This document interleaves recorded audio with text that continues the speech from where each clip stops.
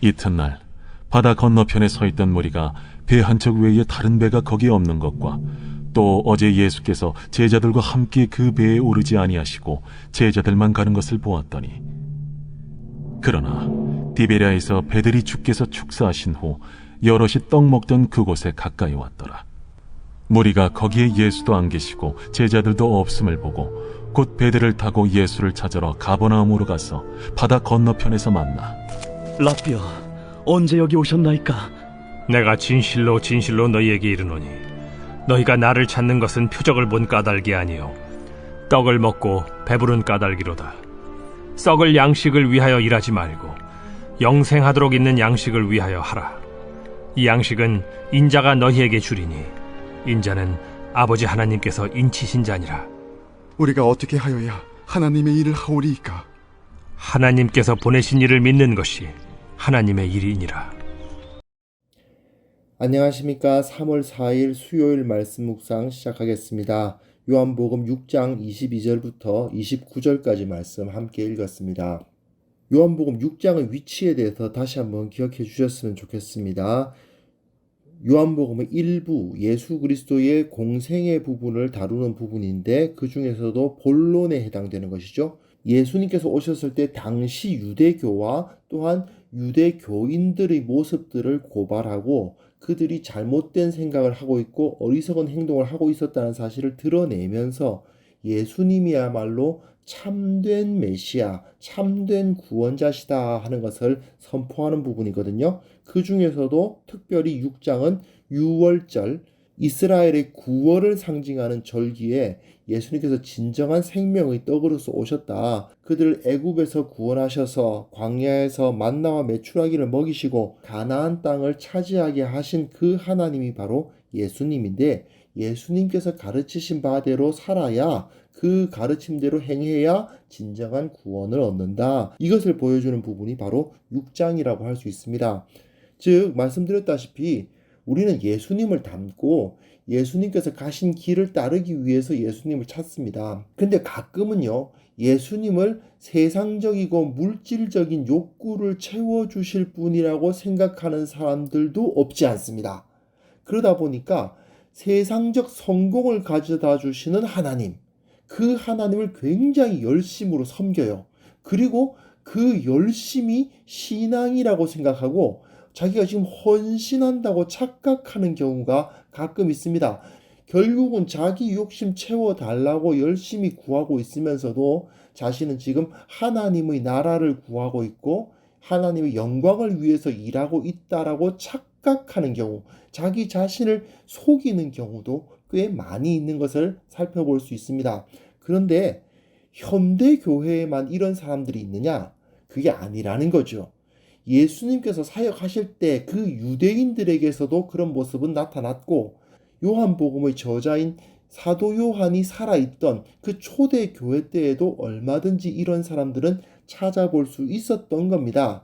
그러다 보니까 요한은 당시의 유대인들 그리고 초대 교회 성도들에게 너희가 무엇 때문에 그리스도를 바라고 있느냐, 그리고 너희가 무엇 때문에 그리스도를 따르려고 하고 있느냐, 그 동기를 점검하라고 요구하고 있는 셈이죠. 22절부터 25절까지 내용 보시면요, 이 사람들이 예수님은 자기들과 함께 계신다고 착각하고 있었던 것을 보여줍니다. 그러나 실제로는 예수님은 그들과 함께 계시지 않았다라는 사실이 드러나고 있어요. 자, 이 무리들은 어떻게든 예수님을 왕으로 세워야 되겠다고 생각을 했을 것입니다. 오병이어 사건을 봤으니 그럴만도 하지 않습니까? 모세의 뒤를 잇는 진짜 그 예언된 선지자가 나타났다. 보라, 저 능력을 보라. 우리가 한번 싸우면 적어도 군량미 걱정은 안 해도 된다. 무리들은 이 예수님을 통해서 새로운 이스라엘, 독립된 이스라엘을 한번 세워보고자 하는 생각을 아마 가졌을 것입니다. 그래서 어떻게든 예수님을 붙잡아 두려고 생각을 했을 거예요. 그리고 예수님은 자기들과 함께 계신다. 예수님이 우리 편이라고 생각했을 겁니다, 아마. 근데 그 전날 밤, 그러니까 오병이어 사건이 벌어졌던 그날 밤에 제자들이 한 척밖에 없는 배를 타고 예수님과 헤어져 떠난 것을 보았습니다. 제자들은 예수님을 떠나네? 근데 제자들은 중요한 사람이 아니죠. 예수님만 있으면 되니까 저 제자들이 어디 가는지는 모르겠지만 어디 가나 보다. 하지만 예수님은 안 가셨어. 그럼 상관없어. 그렇게 생각하고 있었겠죠. 그런데 정작 그 다음날 날이 밝고 나서 찾아보니까 예수님이 자기들 가운데 계시지 않은 겁니다. 예수님이 설마 물 위를 걸어서 제자들에게 가셨을 거라고 상상할 수는 없잖아요.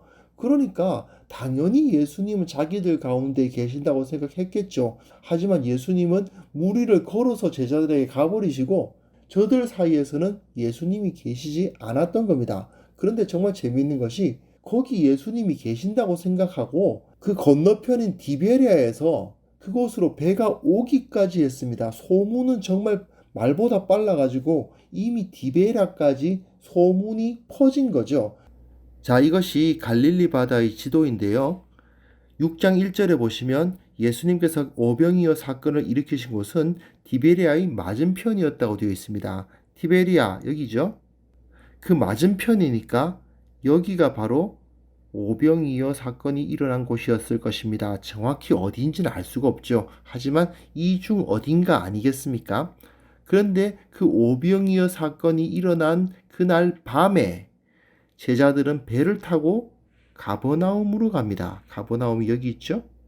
배를 타고 가버나움으로 갑니다.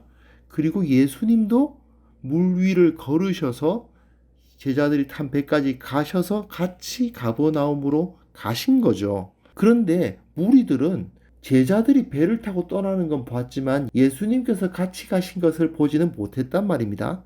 그러니까 제자들은 떠났을지 몰라도 예수님은 자기들과 함께 계시다고 생각하고 있었던 거예요. 그러다 보니까 소문이 어떻게 퍼졌는지는 모르겠는데 날이 밝으니까 이 티베리아에서 사람들이 배를 타고 이리로 오더라는 겁니다. 이 사람들은 예수님을 붙잡아서 왕으로 세우는 것이 하나님의 일이라고 생각했겠죠. 또 예수님이 자기들과 함께 계시다고 확신하고 있었을 겁니다. 하지만 착각에 불과했다. 그게 중요합니다. 예수님의 제자들은 그들을 떠났고요.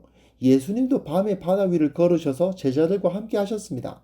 이 유대인들의 모습은 결국 자기들의 세속적인 욕망을 채우려고 하였지만 그것을 하나님의 일이라고 생각하면서 열심을 내었고, 그리고 하나님이 자기들과 함께 하시고 하나님이 보내신 그리스도 왕이신 예수님이 자기들과 함께 하신다, 우리 편이다, 이렇게 착각을 하고 있었던 겁니다. 26절부터 29절 보시면요, 예수님께서 그들이 표적을 봐서 나를 쫓아오는 것이 아니고 너희가 떡을 먹고 배불러서 나를 쫓아오는 것이다 라고 이야기를 하시는 부분이 있고요. 그리고 하나님의 일이 뭔지 저들이 깨닫지 못하는 모습을 보여주고 있어요.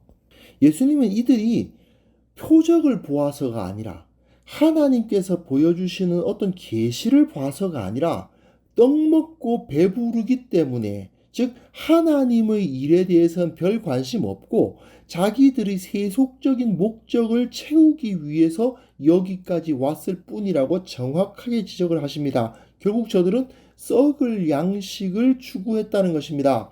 지금 당장 먹어봤자 또 배고파질 것을 추구했을 뿐이라는 거죠. 예수님은 영생하도록 있는 양식을 위해서 일해야 한다고 가르치시고 또한 그 양식을 주겠다 하세요. 수가성에서 만난 사마리아 여인에게 하신 말씀과 사실은 같은 이야기죠. 마셔도 목마를 물이 아니라 영원히 그 배에서 샘솟는 물을 마셔야 한다. 내가 그 물을 줄 수 있다라고 이야기를 하셨지 않습니까? 똑같은 이야기를 하시는 겁니다. 하지만 저들은 그것을 제대로 이해를 못합니다. 그러면서 자기들이 어떻게 하면 하나님의 일을 할 수 있겠습니까? 라고 이야기를 해요. 그런데 저들의 머릿속에는 이미 하나님의 일이 무엇이라는 생각이 있는 거죠. 다윗의 후손 왕을 세우고 사람들을 모아서 군대를 조직하고 제도를 정비하고 전쟁을 해서 로마에게 이기고 뭐 그런 거 아니겠습니까? 그게 바로 하나님의 일인 겁니다. 하지만 예수님은 그게 아니라는 거죠. 하나님의 일이란 이 하나님께서 보내신 이 곧 그리스도를 믿는 것이다 라고 말씀하십니다. 여기서 굉장히 중요한 사실이 하나 드러나죠. 하나님이 기뻐하실 일이란 것은 눈에 보이는 거대한 일을 이루는 것이 아니라는 것이죠. 오히려 그 내면의 믿음을 바로 세우는 것이 하나님의 일이다 이겁니다. 교회의 조직을 세운다, 건물을 세운다, 교회를 유명하게 만든다, 이것이 하나님의 일이 아니고 너희들 각자가 진짜로 예수님을 믿는 것, 진정 나의 신앙을 바로 세우는 것, 그것부터 시작해야 된다 그 말씀인 겁니다. 그런데 이후에 보시면 이 사람들은 그것을 잘 이해를 못해요. 결국은 6장 끝에 보면 다 떠나고 12제자들밖에 안 남습니다. 저도 어릴 때는 이런 생각이 거의 주입되다시피 했었는데요. 하나님의 영광을 위해서는 좋은 학교 들어가야 된다고 어릴 때부터 배웠습니다. 그래서 저 열심히 공부한 것이 하나님께 영광 돌리려고 열심히 공부했던 기억이 아직까지 나요.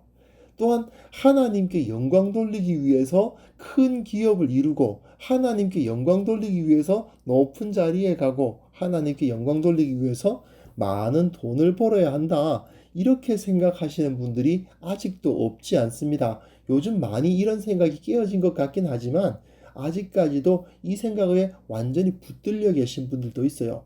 일반 성도들의 경우는 그래도 좀 이해가 됩니다. 왜냐하면 그 삶의 영역 가운데서 하나님께 영광 돌리는 것이 무엇인지 찾기 쉽지 않은 경우가 많잖아요. 어쨌든 내가 여기서 열심히 일하는 것이 하나님께 영광 되는 것이 아닌가? 사실 맞거든요. 그러다 보니까 봉급도 많이 받게 되고 지위도 높아지는 것인데 그것이 틀렸다고 말할 수 있느냐? 이런 이야기들이 나오면 사실은 굉장히 어렵습니다. 이것이 정확하게 하나님께 영광 돌리기 위한 일인지 아니면 나의 개인적인 세속적인 욕망인지 이걸 구분하기가 사실 쉽지 않은 위치에 계신 분들이 많죠. 그런데 문제는요, 이런 일반 성도님들 뿐만 아니라 전문적으로 신학과 성경을 공부한 목회자들 중에서도 입만 열면 하나님의 영광을 언급하는데 정작 그것으로 자기 영광을 얻고자 하는 분들이 꽤 있다는 게 문제인 겁니다. 많은 사람들이 모이고 큰 건물을 지으면 하나님께서 영광 받으신다고 주장하면서 성도들에게 헌신을 요구하시는 분들이 아직까지 있는 것 같아요. 사실 생각해 보십시오. 교회에 사람들이 많이 모이면 또는 그 건물이 크고 화려하고 편리하게 되면 가장 큰 유익을 얻는 사람은 누구일까요? 네, 답이 나오지 않습니까? 일주일에 한두 번 그 예배당에 나오는 일반 성도들이 과연 얼마나 많은 유익을 거기서 얻을 수 있을까요? 그럼에도 불구하고 성도들은 그걸 통해서 하나님께 영광을 돌린다고 하는 말에 잘 속아 넘어가는 것 같아요. 이런 거짓말에는 사실은 속지 않는 지혜가 필요한데요. 근데 더 큰 문제가 뭐냐 하면요. 많은 사람이 몇만 명짜리 모이는 교회는 하나님께 영광을 돌린다. 전 세계에서 가장 큰 예배당을 지으면 하나님께 영광을 돌린다. 뭐 이런 소리를 하는 목회자들이 자기 자신마저도 자기 말에 속아 넘어가는 경우가 있습니다. 그게 문제예요. 거짓된 확신이죠. 그것이 틀렸다는 자체를 모르고 그것에 심취해가지고 그것을 위해서 미친 듯이 달리는 경우가 있는 겁니다. 하지만 바울이 말한 것처럼요. 우리는 스스로를 속일 수는 있어도 하나님을 속일 수는 없습니다. 육체를 위해 심는 자는 썩을 것을 거두고 성령을 위해 심는 자는 영생을 거둡니다. 갈라디아서 6장에 나와 있죠. 혹시 우리에게도 교회를 섬기는 일을 한다고 하면서 그것을 통해서 내가 인정받고 내 욕구를 채우려고 하고 있지는 않은지 점검해 보아야 됩니다. 내가 예수님에 대해서 전혀 모르면서도 예수님이 나와 함께 하신다고 착각할 수 있어요. 오늘 본문의 무리들 보십시오. 예수님은 이미 자기들을 떠나신 지 오랜데 예수님이 자기들과 함께 하신다고 착각하고 있었잖아요. 이런 어리석음에 우리는 빠져서는 안 됩니다. 나의 세상적이고 물질적인 욕구를 하나님의 뜻으로 포장하는 그런 어리석은 마음, 악한 마음이 내 마음 깊은 곳에 존재하고 있지는 않은지 정말 솔직하고 겸허하게 평가해 보아야 됩니다. 사실 이것을 구분하기 참 어려운 일이긴 합니다. 하지만 우리가 깊은 기도와 묵상을 통해서 내가 정말 이것이 하나님께 영광 돌리는 것이라기보다는 내 영광 받으려고 하는 것이었음에도 불구하고 하나님의 영광이라고 포장하고 있는 것은 없는지 다시 한번 확인해 보는 우리 모두가 되었으면 합니다. 하나님 아버지, 주님께서 우리와 함께 하시기를 원하나이다. 참으로 우리가 어리석겨도 주님께서 원하시지 아니하고 주님께 영광 돌릴 수 있는 일이 아님에도 불구하고 그것을 통해서 주님께 영광 돌리겠다고, 그것을 통해서 하나님의 나라를 위하겠다고 생각하며 어리석은 행동을 하지는 않았는지 다시 한번 돌아볼 수 있는 시간을 허락하여 주시고, 우리에게 지혜를 주사 버려야 할 것, 포기해야 할 것, 주님께서 기뻐하지 않으시는 것이 무엇인지를 온전히 밝혀주시고, 또한 그것들을 과감히 포기할 수 있는 용기도 허락하여 주옵소서. 그것을 통해서 주님께서 우리에게 주시는 진정한 기쁨, 참된 평화, 참된 능력을 가지고 이 세상 가운데 예수를 닮은 자답게 능력 있게 살아가는 우리 모두가 되게 하여 주옵소서. 예수님의 이름으로 기도합니다. 아멘.